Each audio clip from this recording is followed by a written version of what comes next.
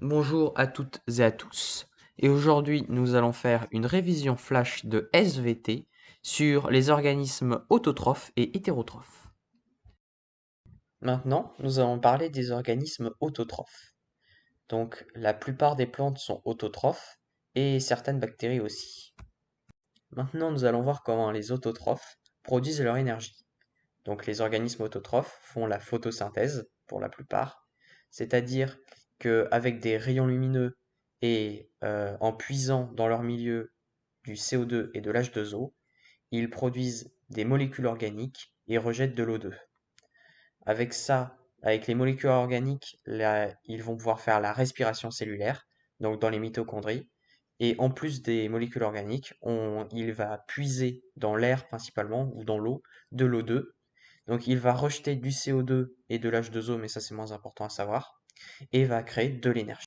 On peut voir qu'il transforme des molécules minérales en molécules organiques, puis il retransforme ces molécules organiques en molécules minérales ou en énergie. Maintenant, nous allons parler des organismes hétérotrophes, c'est-à-dire les animaux et certaines bactéries. Donc les organismes hétérotrophes prélèvent leurs molécules organiques sur d'autres organismes, c'est-à-dire ils ingèrent d'autres organismes, et avec ces molécules organiques ingérées, et avec de l'O2 qu'ils vont puiser dans leur milieu, eh bien ils vont faire la respiration cellulaire dans les mitochondries, idem, et vont rejeter du CO2 et vont créer du glucose, donc de l'énergie. En conclusion, le point commun entre les hétérotrophes et les autotrophes, c'est la respiration cellulaire.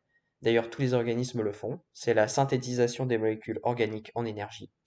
Mais à contrario, il y a un point divergent, c'est-à-dire la manière dont ils obtiennent ces molécules organiques.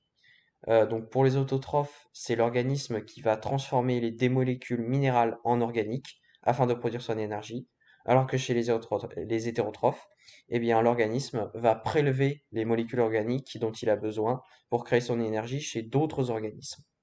Merci infiniment de m'avoir écouté et si vous avez des problèmes de compréhension, n'hésitez pas à le mettre en commentaire.